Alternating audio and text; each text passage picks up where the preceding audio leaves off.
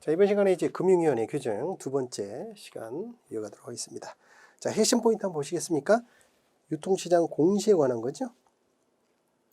양관 1번 보시면 사업보고서 제출 대상 법인이라고 있는데요. 뭐 시험에 나올 내용은 아닙니다만은 꼭 상장되지 않은 회사 같은 경우에도 동그라미 3번처럼 외부에 뭐 투자자가 많거나 이런 경우에는 공시 의무. 그래서 우리가 그 다트라고 그 공시 사이트에 가보시면 상장 회사가 아닌 경우에도 뭐 이렇게 공시하는 회사들이 바로 이런 규정 때문에 하고 있는 거고요.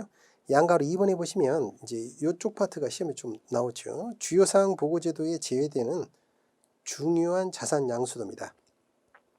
중요한 자산 양수도니까 당연히 주요 사항 보고서에 들어가야 될 거 아니에요. 그런데 왜 안 해도 될까? 두 가지 이유가 있는 거죠. 일상적으로 발생하는 경우.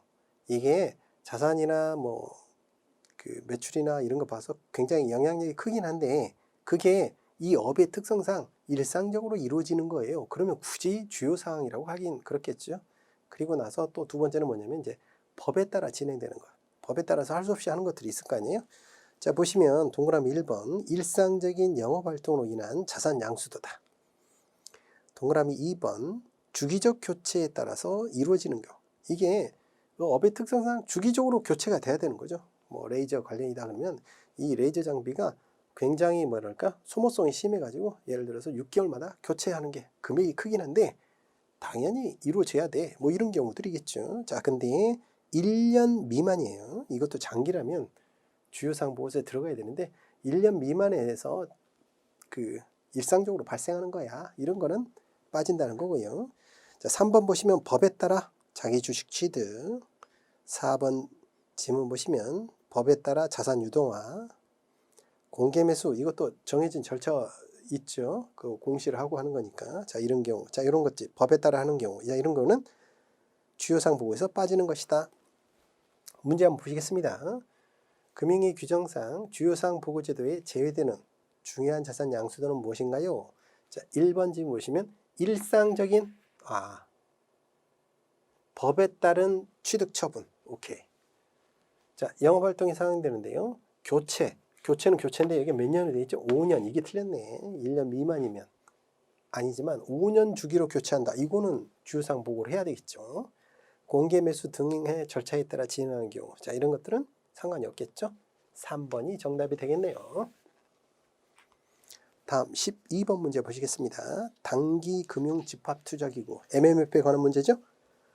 규제 특례를 보시면요. MMF는 이렇게 보시면 될 것 같아요. 머니마켓 펀드는 입출금이 자유로우니까 금융당국 입장에서 보면 수익률 경쟁을 하지 말고요. 고객이 원할 때 언제든지 출금될 수 있도록 유동성 관리에 좀 더 치중하라는 거예요.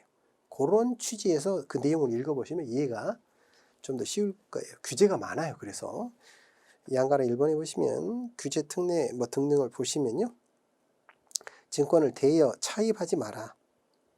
동그라미 2번, 동그라미 3번까지 묶어서 보시면 1년 이상 국채는 5% 이내에서 RP죠. 환매 조건부 매도는 5% 이내에서 하도록 되어 있다. 즉 퍼센티지를 국채는 리스크가 없잖아요. 그럼에도 불구하고 국채를 하더라도 1년 이상은 자산의 5% 이내에서만 운용하라는 거예요. 왜냐하면 장기 채권은 시장 금리가 변하면 변동폭이 커지거든요. 단기 채권하고 틀려가지고 이런 것들 때문에 이런 규제들이 있구나. 자, 동그라미 4번 보시면요. 가중 평균 기간이 75일. 과거에는 이제 이게 90일이었다가 75일로 줄었는데 이제 조금 이게 이제 규제가 너무 많다 보니까 법인 같은 경우에는 조금 더 수익성을 위해서 좀 더 해도 되지 않을까? 개인하고 틀리게 뭐 이런 것 때문에 그 안에 들어가 보면 조금 더 복잡해졌어요. 법인은 어쨌든 근데 개인 MMF, 개인이 가입하는 MMF는 가중 평균 기간이 75일. 굉장히 짧죠. 그 말은 무슨 말이에요? 짧게 운용하라는 뜻이에요. 그 법인 같은 경우에는 뭐 조금 더 복잡하게 돼 있는데요. 그 기간을 다 이해하시기는 어려울 것 같고 개인 MMF는 가중 평균 만기 기간이 며칠이다? 75일 이내이다. 요거 정도는 꼭 기억을 해주시고요. 자, 양가로 2번은 한번 보시고 양가로 3번 신용등급 규제가 있죠. 채권으로만 투자하는데 그 채권에 투자할 때 신용등급이 2등급 최고 등급과 그 바로 밑에 등급이니까 쉽게 생각하면 이런 거죠. 부도 난리 없는 채권으로만 운용해야 된다는 거죠. 문제를 한번 보실까요? 자, MMF에 관한 설명으로 틀린 것은 무엇인가요? 1번 지문. 자, 원화표시 단기채에 투자하는 펀드가 되겠습니다. 채무증권의 신용등급은 상위 몇 개 등급? 2개 등급까지만 가능합니다. 자, 3번 질문. 증권을 대여하거나 차입하는 방법으로 운용하지 않습니다. 콜론이나 콜머니는 예외고요. 그거는 별도고 맞는 말이고요.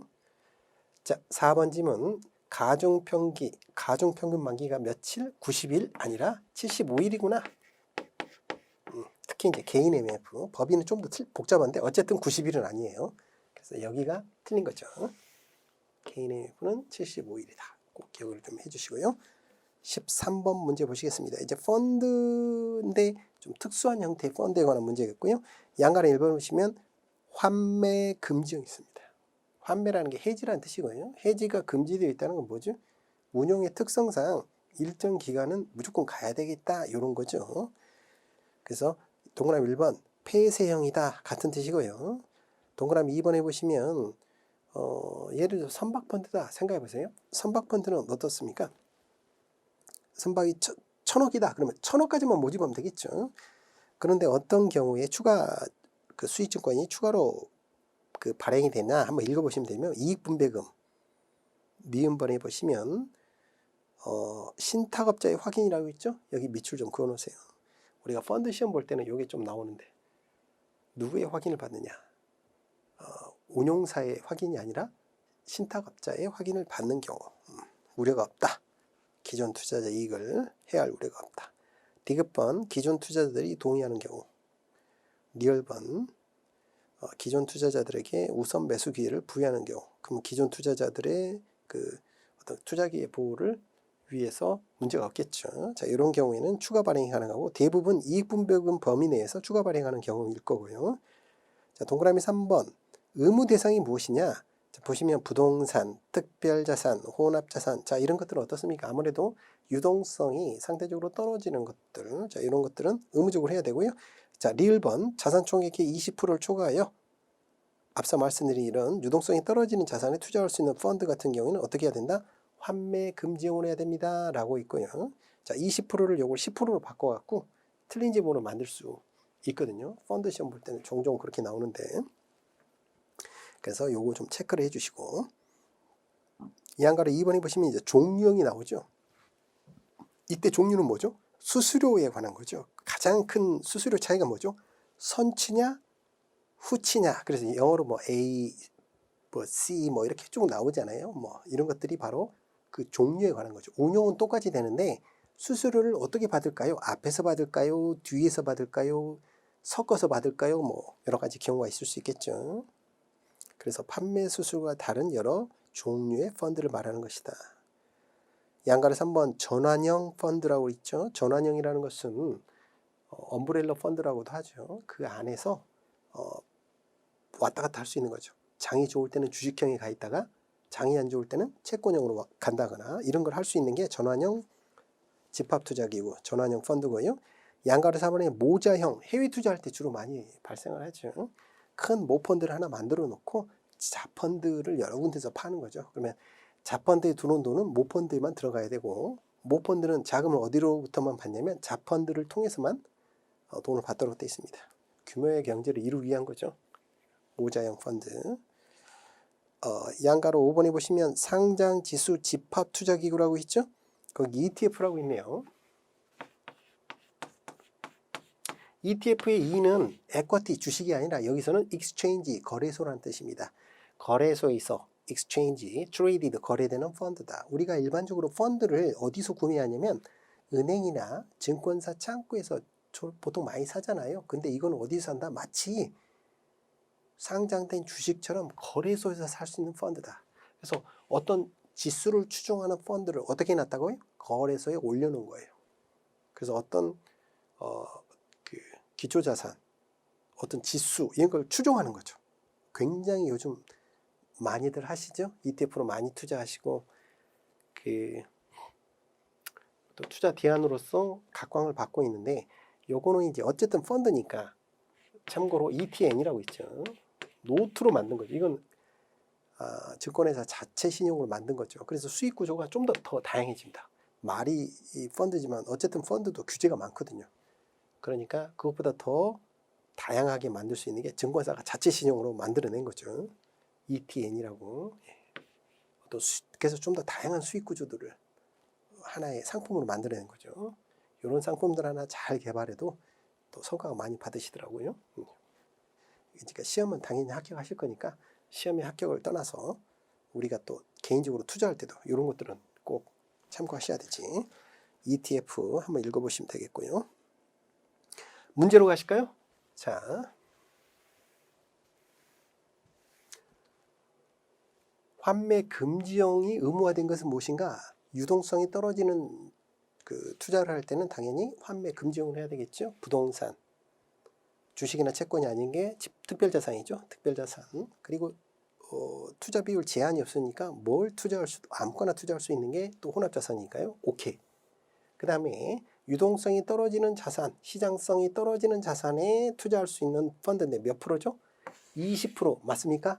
네, 요거를 10%로 바꾸면 딱 틀린 질문이 되죠. 근데 20% 맞게 나왔죠? 오케이. 가나다라 모두 포함이 되겠네. 자, 다음 14번 문제죠. 환매에 관한 이야기네요. 펀드의 환매에 관한 이야기인데 핵심 포인트 보시면요. 양가로 2번에 환매 절차 보시면 환매는 일단 어디에 신청하느냐? 당연히 내가 가입한 곳, 즉 판매를 했던 펀드를 판매했던 회사 가서 해지 신청도 하는 거죠. 환매 신청도. 자, 근데 어떤 이유든 간에 그 회사가 판매했던 회사가 접수를 안 받는다. 그럼 어디 가느냐? 그렇죠. 운용사에 가야 되겠죠. 집합투자업자에게 직접 청구할 수 있는 건데 어떤 이유든 간에 집합투자업자가 청구를 못 받는다. 그러면 최종적으로 어디를 갑니까? 신탁회사를 간다. 왜 신탁회사를 가야 되죠? 펀드의 재산은 누가 갖고 있다? 최종적으로는 신탁회사가 갖고 있기 때문에 이렇게 되는 거죠.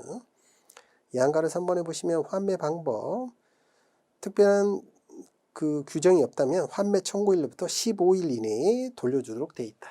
15일, 일반적으로 15일까지는 안 가죠. 근데 이제 예를 들어서 펀드의 자산이 해외에 투자되거나 이런 경우들이 있을 수 있죠. 그러니까 15일만큼 좀 넉넉한 시간을 잡고 있는 거고요. 양가를 4번에 보시면 환매 가격이라고 있죠. 자, 중요한 거는 환매 청구일 후에 결정되는 가격. 이걸 미래 가격이라고 합니다. 또 생각해 보시면 우리가 이제 펀드가 예를 들어서 100원에 시작했다고 봐요. 그런데 그날 엄청난 악재가 터진 거예요. 그래갖고 주가가 또 폭락하고 난리가 났네. 그날 90원에 딱 끝날 것 같아요. 3시 29분이야. 근데 90원에 끝날 것 같아요. 기준가.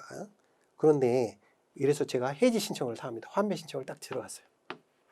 그러면 만약에 그날 가격인 100원으로 해지가 된다면 실질적인 자산 가치는 90원임에도 불구하고 100원에 해지된다면 나는 이득이 되는 거죠. 그러니까 이날 시초가에 결정되는 가격이 아니라 그날 마감을 끝나고 그 다음날 결정되는 가격, 예를 들어 90원이 되겠죠. 이 가격으로 해지가 들어가는 거죠.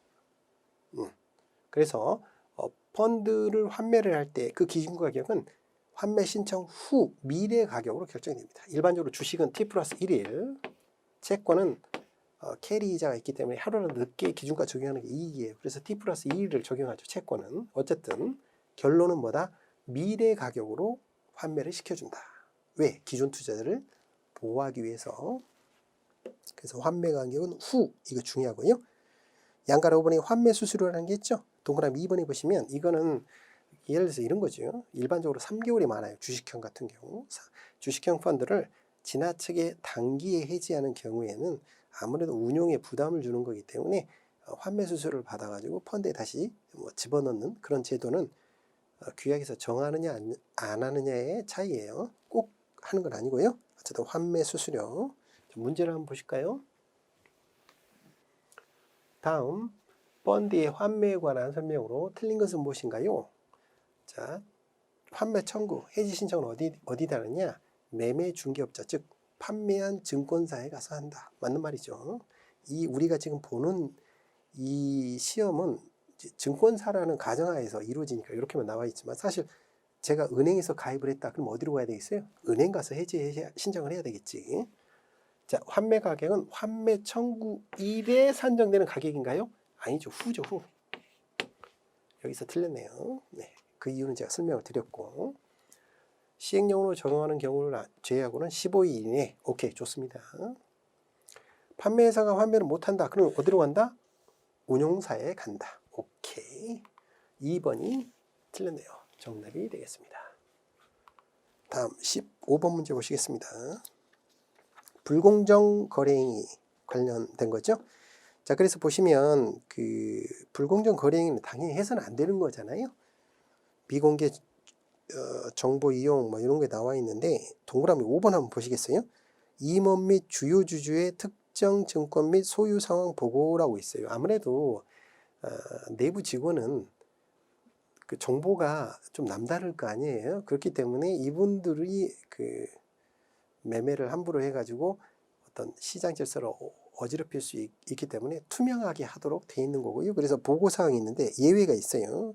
문제를 좀 어렵게 내려면 한번 기출된 적이 있어서 1000주나 1000만 원 미만의 경우 이것까지는 굉장히 미미하니까 이런 거는 예외로 소유사항 보고에 누락돼도 상관없다는 거죠. 그 정도만 체크하시면 될 것 같고요. 자, 이 출제 예상 문제 전 마지막 문제네요. 불공정 거래행위 규제에 틀린 것은 무엇인가요? 자, 상장 법인이 대상입니다. 내부자 거래 규제는. 자, 2차 이상의 수령자 모두 규제 대상이다. 진짜 어색한데 1차 수령자만 처벌하던 때가 있었어요. 지금은 당연히 이를 알고 받은 모든 사람이 다 규제 대상이니까 맞는 말이고요. 중요 정보를 이용한 경우에만 아니요, 이용 여부를 따지지 않죠. 여기서 정답이 틀렸네요. 여기서 틀렸고요. 포괄적으로 부정 거래 행위를 금지하고 있다. 실무적으로는 포괄이라는 의미는 비상장 증권을 매매할 때도 포함이 된다는 뜻이겠죠. 정답은 3번이 되겠습니다. 여기까지 보고 출제 예상 문제 한번 보실까요? 3번 문제죠. 자, 자산 건전성 분류에 관한 문제입니다. 1번 지문 보시면요. 매 분기마다 5단계로 분류합니다. 맞는 말이죠? 자, 매 분기 말 회수 의문 이하로 분류 아니죠. 고정 이하로 분류된 것에 대해서는 적정 회수가액을 산정해야 되죠. 여기서 틀렸네요. 회수 의문이 아니라 고정부터. 예. 고정부터는 좀 심각해지는 거거든요. 요주기까지는 뭐 견딜만 한데. 그렇죠. 그래서 2번이 정답이 되겠고요. 자, 회수 의문 추정 손실로 분류된 자산을 조기에 상각해서 건전성을 확보해야 된다. 맞는 말이고요. 이제 혹시 NPL이라고 들어보셨나요? 부동산 담보 대출 같은 건데 제대로 이렇게 이제 이자가 안 들어오고 나면 이렇게 상각을 하게 됩니다. 그걸 non-performance loan이라고 하죠. NPL이라고 하죠. 그럼 이거를 좀 저렴한 가격에 사들여서 이렇게 상각하는 거, 매각하는 거를 저렴하게 사가지고 또 이익 보는 걸 NPL 투자라고 하죠. 어쨌든 왜 팔까 싶지만 이런 식으로 건전성 확보가 금융기관은 중요하기 때문에 그걸 끝까지 들고 가지 않고 적정 가격에 그냥 매각하는 경우들이 많이 발생을 합니다. 4번 질문. 자, 뭐 이런 자산 건전성 관련된 거를 금융감독원장에게 보고해야 된다. 너무나 당연하겠죠? 좋습니다. 다음 7번 문제 보시겠습니다. 그 전에 문제 조금만 더 살펴보고 갈게요. 4번 문제 보실래요? 대손 충당금 적립 기준에 관한 설명입니다. 틀린 것은 무엇인가요? 라는 표현이 나와 있고요. 4번 질문 한번 보십시오. 4번 질문 보시면요. 채권 중개, 다자간 매매 체계로 해서는 어떻게 되어 있습니까? 이런 대손 충당금 적립 기준을 적용하느냐 안 하느냐 할 필요가 없다라고 했죠. 4번이 틀렸네요. 참고로 3번 질문 한번 보실래요? 그 4번 문제. 콜론 RP에 대해서는 대손 충당금을 적립하지 않을 수 있다. 맞습니까? 콜론은 금융기관끼리 하루짜리로 자금 늘상 주고받고 하거든요. 이거는 위험성이 별로 없잖아요. RP도 마찬가지죠. 구공채를 대상으로 하는 거기 때문에 리스크가 없다고 보셔도 무방하니까 대손 충당금을 적립하지 않을 수 있습니다. 맞는 말이고요. 5번 문제에 3번지 보시면 겸용투자자라는 게 있죠. 겸용투자자라는 게 투자업자가 이런 거예요. 은행 같은 경우에요. 은행에서도 투자 관련 일을 할 수가 있는데 그거를 이제 겸용으로 하는 거죠. 겸용. 그러면 해당 규제가 또 따로 있어요. 은행은 은행 규제가 있죠. 은행도 은행법에 따라 얼마나 규제가 많습니까? 그렇죠. 그래서 동그라미 3번의 순자본 규제는 겸용투자업자나 자문과 일임업자는 리스크가 고객 돈을 직접 가지고 있지 않기 때문에 이런 순자본 규제를 할 필요가 없는 거죠. 예. 3번이 정답이 되겠고요. 6번 문제 한번 보시겠습니까? 순자본 비율 설명으로 적절치 않은 것은 뭐 여러 가지가 나오는데 2번 지문 왜 틀렸는지 한번 봐주실래요? 부의 자산과 부의 부채에 대해서도 산정하지 않는다? 아니죠. 보수적으로 당연히 산정해야 된다라는 말이 있죠. 자, 7번 문제 한번 보시죠. 금융투자업자의 순자본 비율인데요. 틀린 것은 무엇인가요? 다양한 방식으로 문제가 나오네요. 자, 보시면 연결 재무제표를 대상으로 한다. 주의하셔야 돼요. 순자본 비율 관련은 연결 재무제표고요. 순자본, 영업용 순자본은 자산에서 부채 빼고 더할 거 더하고 뺄 거 빼고 해서 구합니다. 좋습니다. 구체적인 내용은 요즘 잘 시험에 안 나오니까. 자본의 보완적 기능을 하더라도 부채로 기록된 경우 가산 항목에 포함할 수 없나요? 아니요. 자본의 보완적 기능하는 경우 대표적인 게 후순위채 같은 거 있죠. 이런 것들은 가산 항목에 포함할 수 있습니다. 네, 가산 항목에 포함할 수 있다. 구체적으로 뭔가에 대해서는 요즘은 시험에 잘 안 나오니까 이 문장이 틀렸다 정도까지만 체크하시면 되겠고요. 3번이 정답이 되겠고요. 즉시 현금화 곤란한 경우 어떻게 한다? 차감한다. 이미 배우셨죠? 다음 8번 문제죠. 8번 문제까지 같이 보시죠. 자, 경영실태평가 및 적기 시정 조치에 관한 설명입니다. 올바른 것은 무엇인가요? 자, 경영실태평가는 뭔지는 잘 몰라도 우리가 3단계 아니라 5단계죠. 5단계. 5단계 등급으로 구분을 하고요. 자, 권고, 요구, 명령 이렇게 됩니다. 몇 프로입니까? 100%, 50%, 0% 이게 맞네요. 4번이 정답이 되겠네요. 그래서 권고, 요구, 명령 100%, 50%, 0% 순자본 비율 아래로 내려가는 경우는 이런 조치들이 취해집니다. 꼭 기억을 하셔야 돼요. 숫자까지도. 다음 19번 문제인가요? 그 전에 좀 살펴볼 문제가 있나 한번 볼까요? 11번 문제 한번 보실래요?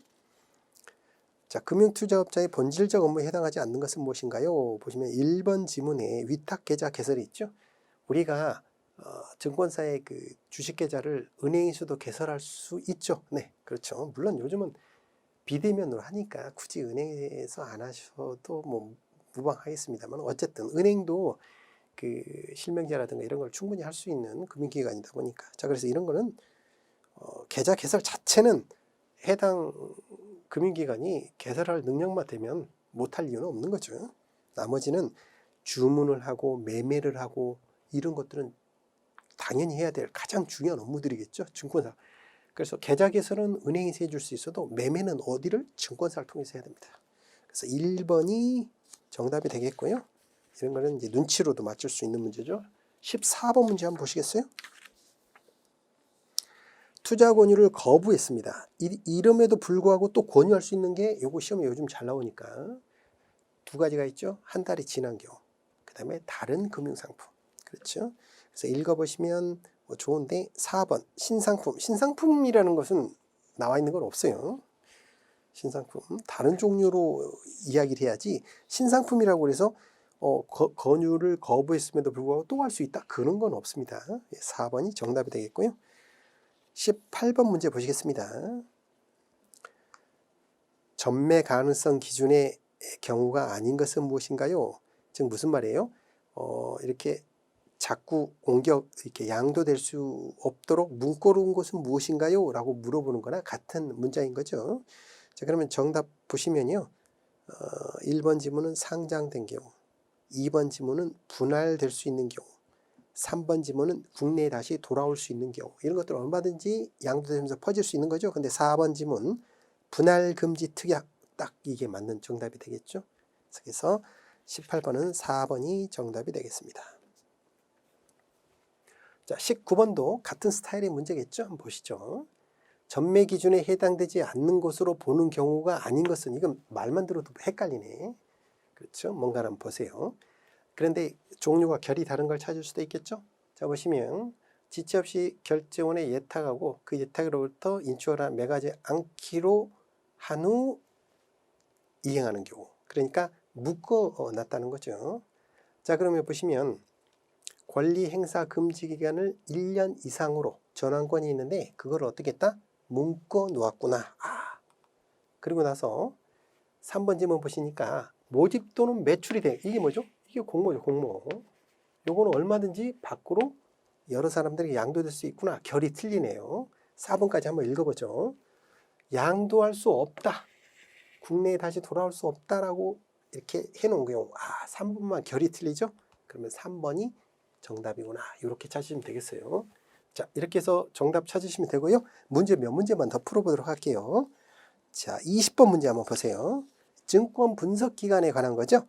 증권 분석 기간 할 때 제한이 있는 게 뭐였어요? 3% 지분 제한이 있었죠. 증권사가 분석 대상인 경우 혹은 분석 대상 법인과 증권회사 지분 상호간에 3%를 가지고 있는 경우죠. 그래서 20번 문제 보시면 33%. 네. 2번이 정답이네요. 요거 한번 체크하시면 되고요. 21번 문제 한번 보실까요? 21번 문제 보시면 그 효력 발생 시기에 관한 거죠. 첫 번째 질문에 일괄 신고서는 3일이죠. 3일. 자, 그리고 거래 수익률, 그러니까 채권 같은 경우에는 시장에서 이자율 변경되는 것은 어떻습니까? 늘상적으로 있을 수 있는 거죠. 그래서 다음 날에 효력 발생합니다 라고 되어 있죠. 그래서 정답은 3번이 되겠습니다. 자, 25번부터 28번까지 있잖아요. 이 부분은 제가 이제 금융소비자보호법에 관한 문제로 이쪽에 좀 몰아놨거든요. 그래서 시험 보기 전에 25번부터 28번까지는 꼭 체크하고 시험 보러 가셔야 됩니다. 제 생각인데 여기서 한두 문제에서는 꼭 나오지 않을까 그렇게 보거든요. 자, 벌써 25번 문제. 금융소비자보호법에서 규정하는 소비자 보호장치가 아닌 것은 무엇인가요? 라고 문제가 나왔는데 1번 지문 보시면 손해배상금 추정이라고 있죠. 이거는 이미 자본시장법에서 나온 거죠. 기억나시나요? 우리가 투자한 돈에서 빼는 건 뭐예요? 수수료 같은 건 미리 빼고 들어갔고 그러니까 원금을 회수한 걸로 보는 건 뭐예요? 세금 같은 거였죠. 이런 거는 어디에 나와요? 자본시장법에 이미 나오는 거죠. 그 외에 위법계약 해지, 소송, 중지, 퓨니티브, 징벌적 과징금 이런 거는 금소법에서 새로 들어온 내용들이죠. 정답은 1번. 자, 과거에는 이런 스타일의 문제였는데 26번 문제. 금융상품 구분 종류에 해당하지 않는 것은 무엇인가요? 어떤 게 틀렸을까요? 4번에 대부성, 대출성을 대부성으로 바꿨죠? 지금은 이런 스타일의 문제는 이제 안 나올 것 같아요. 27번 문제 한번 보시겠습니까? 금소법 설명으로 가장 틀린 것은 무엇인가요? 1번 지문. 부당권유 행위 금지. 이거 주의하셔야 돼. 자, 부당권유는 상대방이 일반 전문 관계 없을 거 아니에요. 부당권유는 전문 소비자라고 해서 부당권유를 해서 되는 건 아니죠. 설명 의무가 없는 거지 부당권유를 할 수는 없는 거잖아요. 그러니까 모두 해당이 되죠. 부당권유는 맞는 지문이고요. 2번 지문은 어디서 틀렸을까요? 장외파생이라고 나와 있죠. 장외파생이면 맞는 문장이었을 거예요. 근데 장외파생은 고객이 원할 때 할 수 있는 거죠. 고객이 원하지 않는데 권유하지 없도록 되어 있고요. 2번이 정답이 되겠습니다. 그래서 자, 3번 지문 읽어보시면 어려운 거 없고요. 자, 4번 지문도 읽어보시면 어려운 거 없죠. 좋습니다. 자, 그 다음에 28번 문제 보시겠습니다. 금소법 내용으로 틀린 것은 무엇인가요? 자, 1번 지문. 위법계약 해지의 효력은 장래에 대해서 효력이 있다.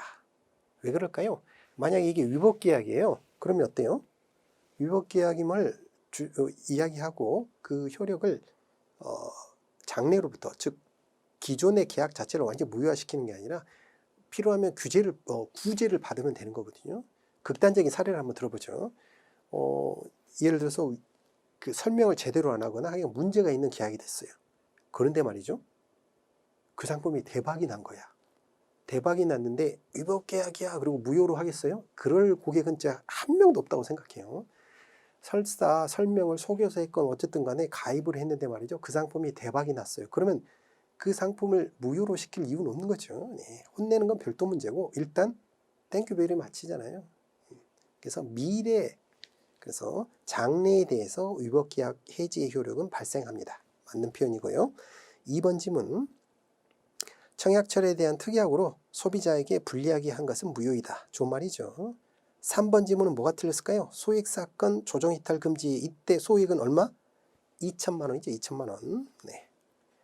금액이 적은 경우에는 그 분쟁 조정 절차 끝냈다가 이제 기다리세요 하는 거죠.